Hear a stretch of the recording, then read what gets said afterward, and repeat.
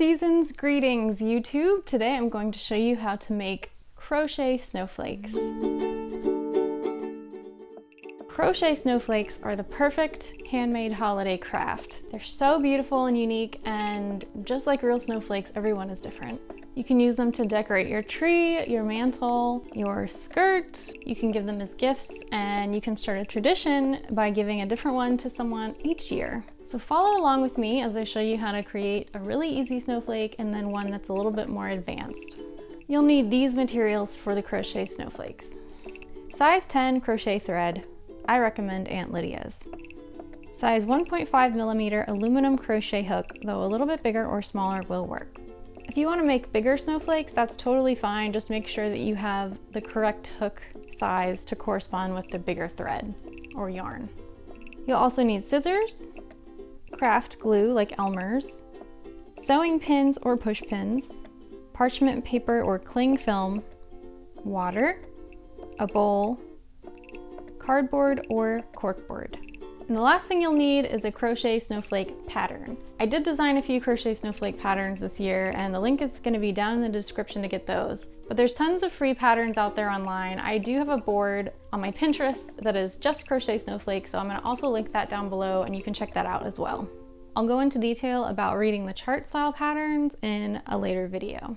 So before I show you how to make a snowflake, I'm going to go over some crochet basics. I'm going to include timestamps down below in the description so you can skip ahead if you don't need to know this part. One other thing to note is that I'm going to be speaking in American crochet terms, but I will include a note down below for conversions.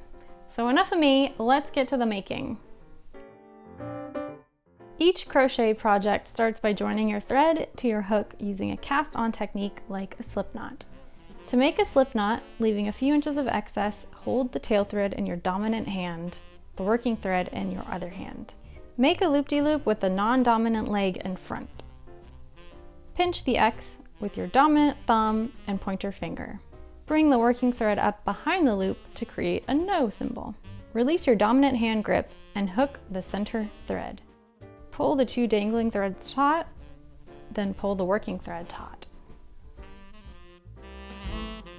Now we have to work on thread tension and grasp. You need to be able to create consistent tension so that all your stitches are nice and even. Take your hook with your slip knot in your dominant hand, anchor the slip knot to your hook with your middle finger, and hold the thread tail out of the way with your other fingers. With your other palm facing you, scoop and loop your pinky around the working yarn like this. Firmly pinch the thread tail with your pointer and thumb, leaving your middle finger anchor.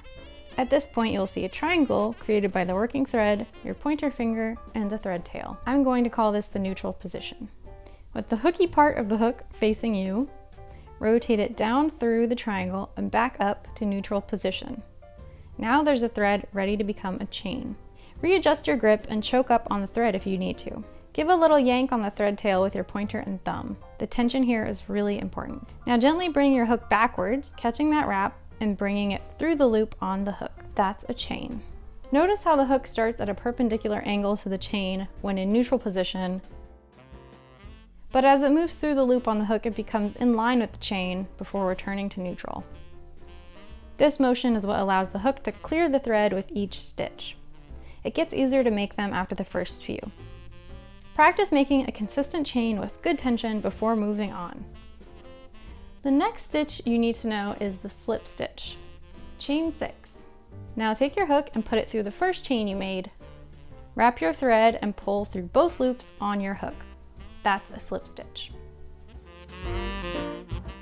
Another stitch you will see often is called a picot stitch. It's what makes the little decorative bumps and loops around the snowflake. Picots are simply a chain that you slip stitch back into. Start by chaining 5. Slip stitch into the third chain from the hook.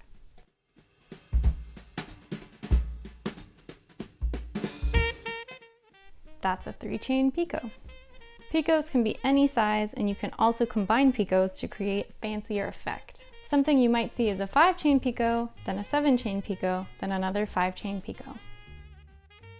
Okay, so let's make a very simple snowflake. Round 1. Start with a slip knot and chain 6. slip stitch into the first chain that you made. 6th chain from the hook. Round 2, chain 3, then chain 5 more and slip stitch into the 5th chain from your hook, creating a 5-chain picot.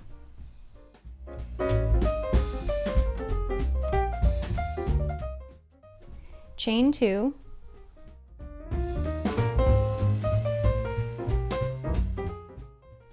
then chain 7. Slip stitch into the 7th chain from hook, a 7-chain picot. Chain 1, chain 5,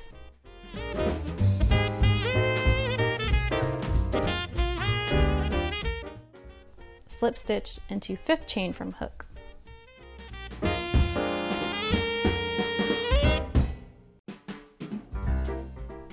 Repeat twice more.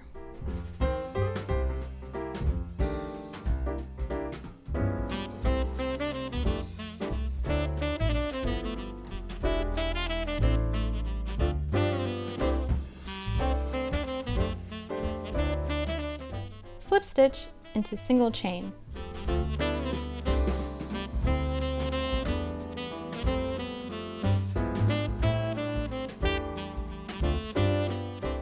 Seven-chain picot.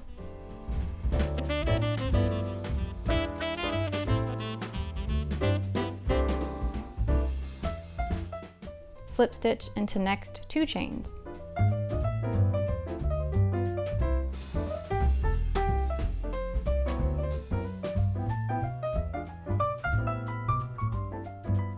Five-chain picot.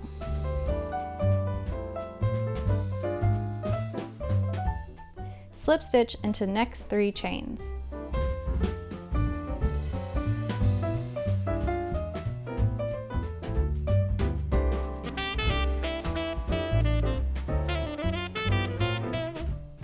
Slip stitch into next chain in the first round.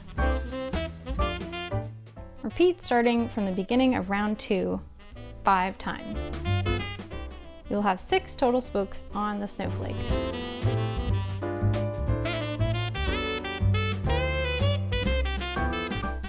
Make a knot and weave in the tail.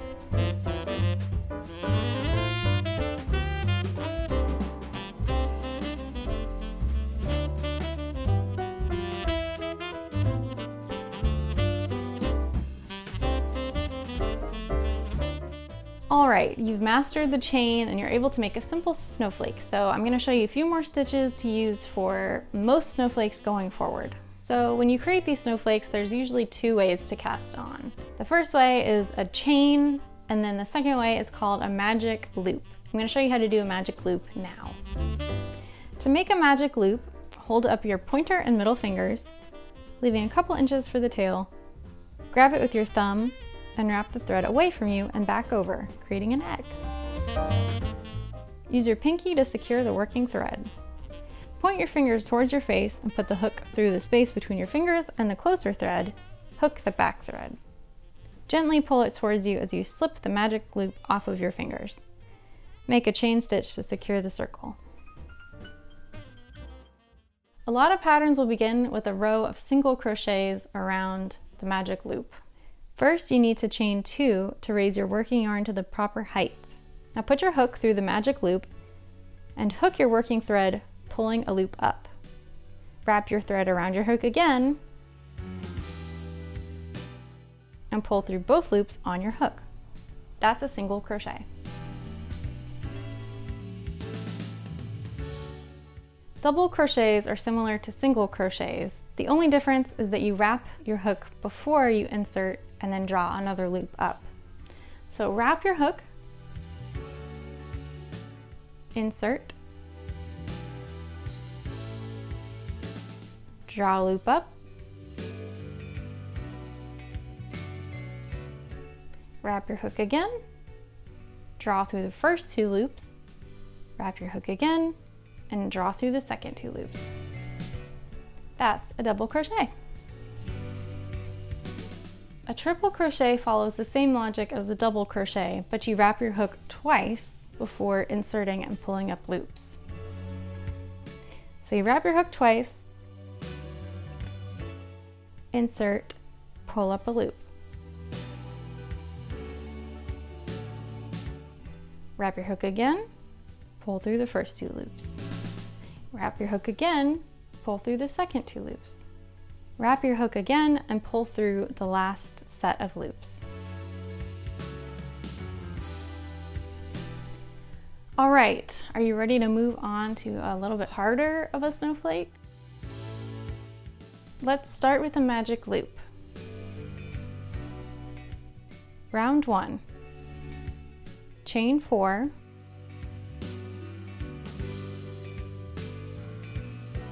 Then chain 2. Double crochet into the magic loop.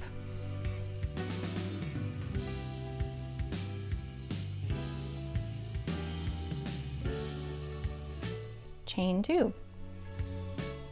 Triple crochet into the magic loop.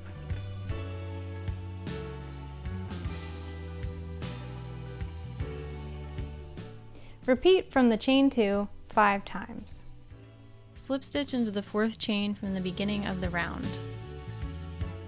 Round 2. Chain 3, then chain 4. Double crochet into double crochet from round 2.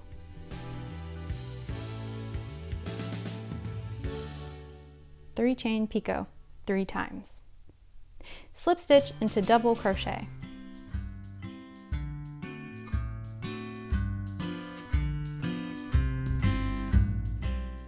Chain 4. Double crochet into the triple crochet from round 1.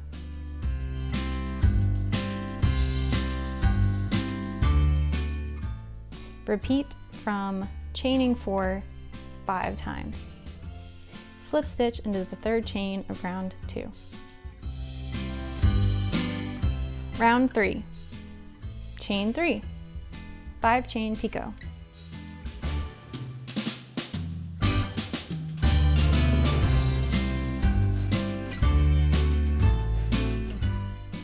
Chain 11.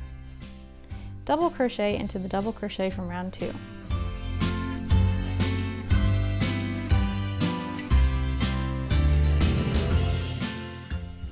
Five chain picot. 5 chain picot. Slip stitch into the double crochet you just made. Repeat from chaining 11 5 times. Round 4. Chain 4, chain 8, single crochet.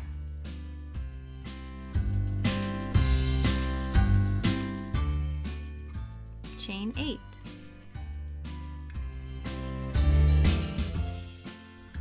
Triple crochet between picots of round 3. Repeat from chaining 8 5 times. By the way, I accidentally did double crochets instead of triple crochets in between these picots, but it really doesn't matter, you can do either one. Round 5. Chain 3, chain 11, single crochet. 3 chain picot 3 times. Slip stitch into single crochet.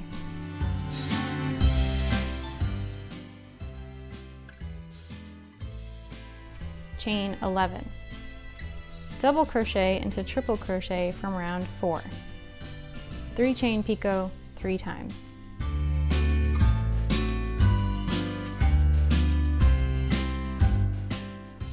Chain 3.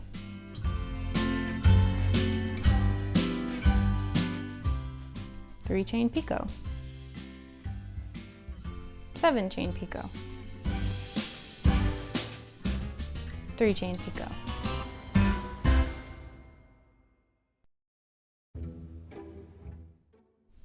Slip stitch into next 3 chains.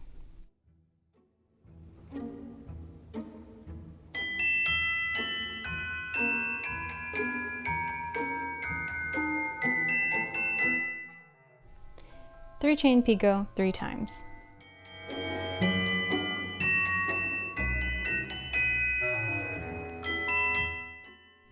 Slip stitch into double crochet. Repeat from chain 11, 5 times. Slip stitch into third chain of round 5. And finish the tip of this arm of the snowflake in the same way as before, starting with the 3 chain picot. Knot and weave in tail.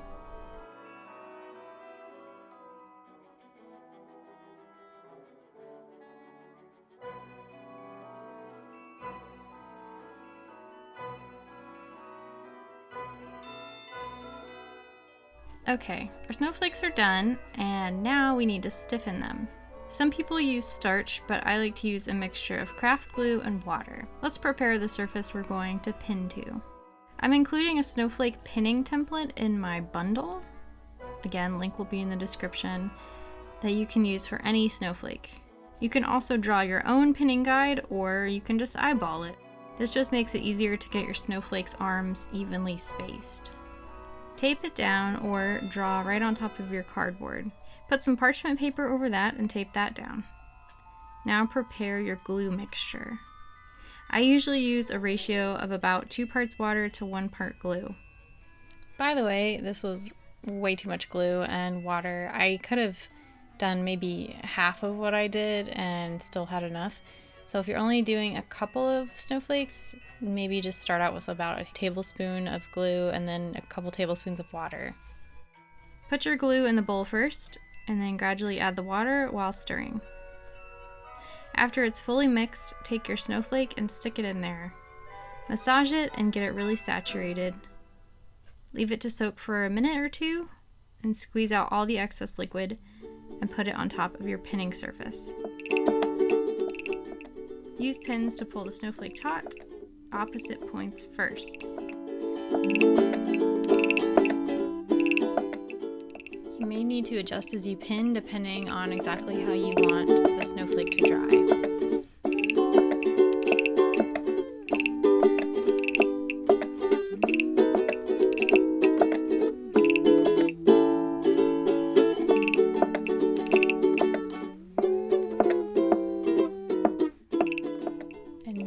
The hard part, waiting for them to dry. It could be as little as overnight, or it could take a couple days, just depending on how much moisture you were able to squeeze out of them. It took mine about 2 days to fully, completely dry. After you allow them to dry overnight, you can just use them exactly as they are, or stay tuned for my next video, and I'm going to show you some projects that you can use these snowflakes in, and how to customize them. So easy enough, what do you think? Are you gonna give these a shot? Let me know if you do, and if you gave any as gifts, and just let me know how it goes. You can follow me on Instagram, I'm at Liz Bonvillas. My Facebook group is Vintage Sewing with Liz. I would love to have you, and thank you for watching. Until next time, bye.